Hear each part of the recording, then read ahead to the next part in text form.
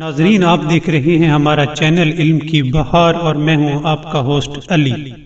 ناظرین، ایک دفعہ کا ذکر ہے کہ ایک شخص رسول اکرم کی خدمت میں حاضر ہوا اور کہنے لگا کہ مجھے بتائیں کہ اس امت کا بہترین انسان کون ہے؟ آپ نے فرمایا کہ اے بندہ خدا، بے شک تین طرح کے لوگ اس امت کے بہترین انسان ہیں۔ پہلا وہ شخص جو غریب اور مسکین لوگوں کو کھانا کھلاتا ہو، وہ اس امت کا بہترین انسان ہے۔ دوسرا وہ شخص جو سلام کرنے میں سبقت کرے، وہ بھی اس امت کا بہترین انسان ہے۔ اور تیسرا وہ شخص جو رات کو اللہ کی عبادت کے لیے اس وقت اٹھے جب تمام دنیا سو رہی ہوتی ہے اور نماز شب ادا کرے، تو ایسا شخص بھی اس امت کا بہترین انسان ہے۔ ناظرین، اس واقعے سے ہمیں سبق ملتا ہے کہ ہمیں چاہیے کہ غریب لوگوں کو کھانا کھلائیں،